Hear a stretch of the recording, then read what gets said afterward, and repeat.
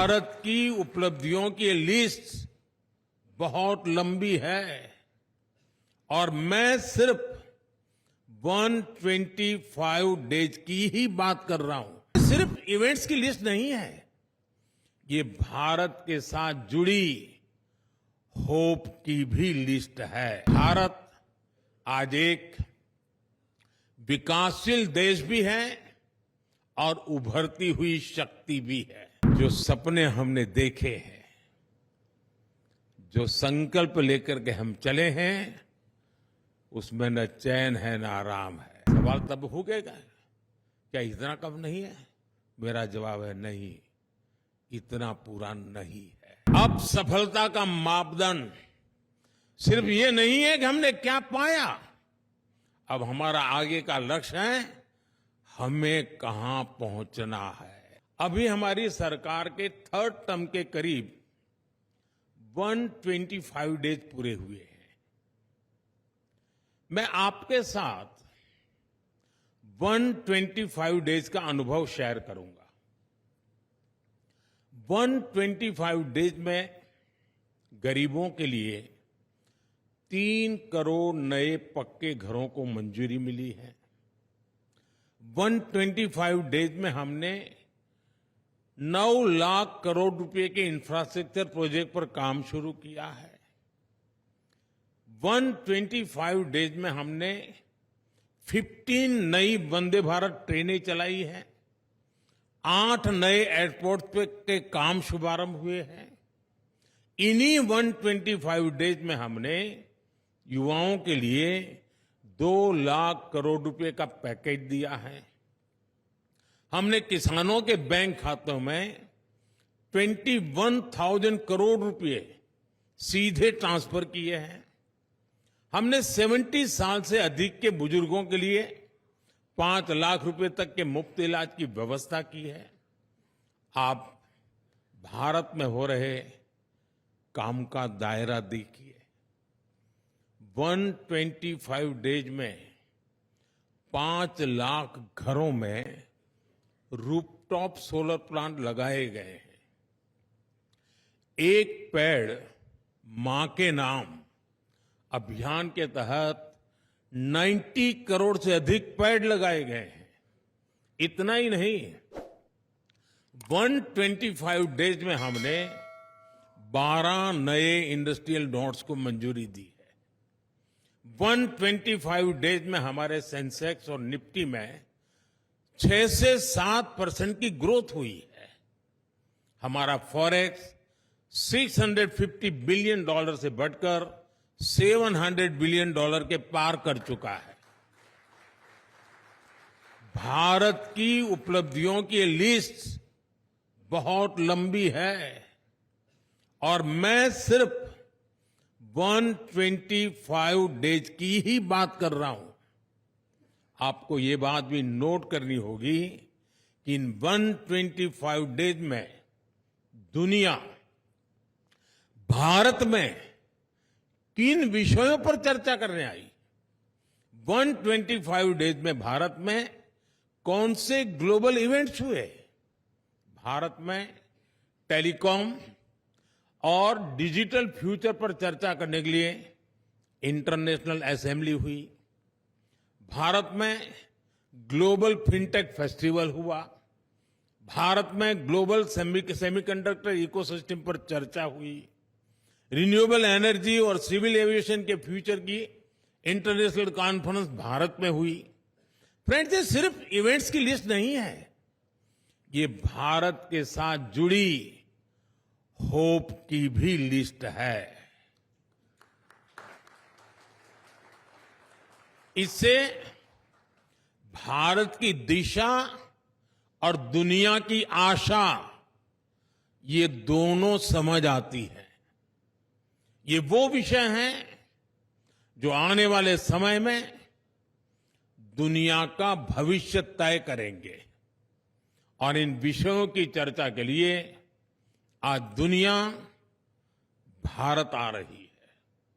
साथियों, आज भारत में इतना कुछ हो रहा है, हमारे तीसरे टर्म में जो गति भारत ने पकड़ी है, उसे देखकर बहुत सी रेटिंग एजेंसीज ने भारत का ग्रोथ फोरकास्ट और बढ़ा दिया है। यहां जो भारत को सबसे ज्यादा प्यार करते हैं, ऐसे श्रीमान मार्क मोबियस जैसे पार्कली एक्सपर्ट यहां मौजूद है। वो जिस प्रकार भारत में होने वाले इन्वेस्टमेंट को लेकर उत्साहित है, उसका बहुत महत्व है। जब वो ग्लोबल फंड्स को कहते हैं कि अपना कम से कम 50% फंड भारत के शेयर मार्केट में इन्वेस्ट करे, तो इसका एक बड़ा मतलब है, बहुत बड़ा मैसेज है। साथियों, भारत आज एक विकासशील देश भी है और उभरती हुई शक्ति भी है। हम गरीबी की चुनौतियां भी समझते हैं और प्रगति का रास्ता बनाना भी जानते हैं। हमारी सरकार तेजी से नीतियां बना रही है, निर्णय ले रही है, नए रिफॉर्म्स कर रही है। हालांकि पब्लिक लाइफ में कई बार मुझे भांति भांति के लोग मिल जाते हैं। कुछ लोग कहते हैं, मोदी जी 3 बार लगातार सरकार तो बना ली, इतने सारे काम तो कर ही लिए, तो इतनी दौड़ धूप क्यों करते रहते हो, क्या जरूरत है? दुनिया की 5वीं बड़ी इकोनॉमी बन गए, इतने माइलस्टोन है, इतने पेंडिंग डिसीजन आपने ले लिए, इतने सारे रिफॉर्म्स कर लिए, अब क्या जरूरत है इतनी मेहनत की? ऐसा कहने वाले मुझे ढेर सारे लोग मिलते हैं, लेकिन जो सपने हमने देखे हैं, जो संकल्प लेकर के हम चले हैं, उसमें न चैन है न आराम है।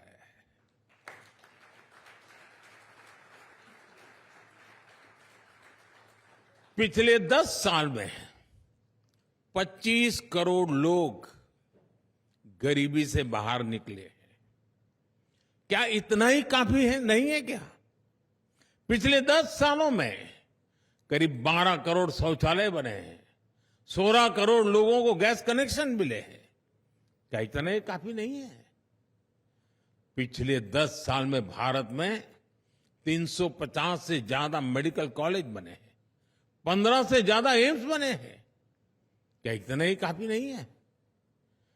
पिछले 10 साल में भारत में 1.5 लाख से ज्यादा नए स्टार्टअप बने हैं। 8 करोड़ युवाओं ने मुद्रा लोन लेकर पहली बार अपना कुछ काम शुरू किया है। और सवाल तब हो गया, क्या इतना कम नहीं है? मेरा जवाब है नहीं, इतना पूरा नहीं है। आज भारत दुनिया के सबसे युवा देशों में से एक है। इस युवा देश का पोटेंशियल हमें आसमान की ऊंचाई पर पहुंचा सकता है, और इसके लिए हमें अभी बहुत कुछ करना है, बहुत तेजी से करना है।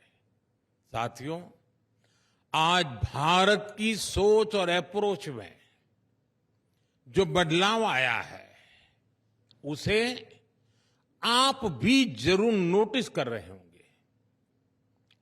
आमतौर पर परंपरा रही है और स्वाभाविक भी है, उसको गलत मैं नहीं मानता हूं। हर सरकार पिछली सरकारों के काम से तुलना करती है, और वो एक मानदंड होता है कि भाई पहले क्या था, अब क्या हुआ, पहले कितना था, अब कितना हुआ, और इससे संतोष भी मान लेती है कि चलो पिछली सरकार से हमने बेहतर किया। ज्यादा से ज्यादा पिछले 10-15 साल से तुलना करनी होती है कि तब और अब में क्या अंतर आया, इसको ही अपनी उपलब्धि मान लेती है। हम भी कभी इस रास्ते पर चलते थे, बहुत स्वाभाविक था, लेकिन अब हमें वो रास्ता भी रास नहीं आ रहा है। अब हम बीते हुए कल और आज की तुलना करके आराम फरमाने वाले लोग नहीं है। अब सफलता का मापदंड सिर्फ ये नहीं है कि हमने क्या पाया, अब हमारा आगे का लक्ष्य है हमें कहां पहुंचना है। हम उस ओर देख रहे हैं। अब कहां तक पहुंचे, कितना बाकी है, कब तक पहुंचेंगे, यानी एक नया अप्रोच लेकर के मैं पूरी सरकारी मशीनरी के साथ काम ले रहा हूं। अब भारत फॉरवर्ड लुकिंग सोच के साथ आगे बढ़ रहा है। 2047 तक विकसित भारत का संकल्प भी इसी सोच को दिखाता है।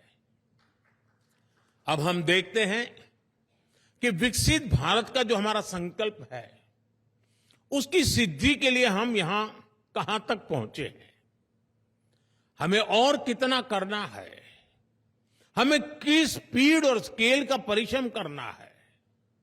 और ऐसा नहीं है कि ये सरकार ने तय कर दिया और टारगेट सेट हो गया।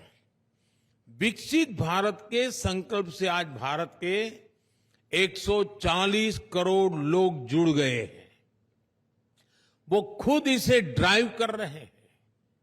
ये जन भागीदारी का अभियान ही नहीं बल्कि भारत के आत्मविश्वास का आंदोलन भी बन चुका है।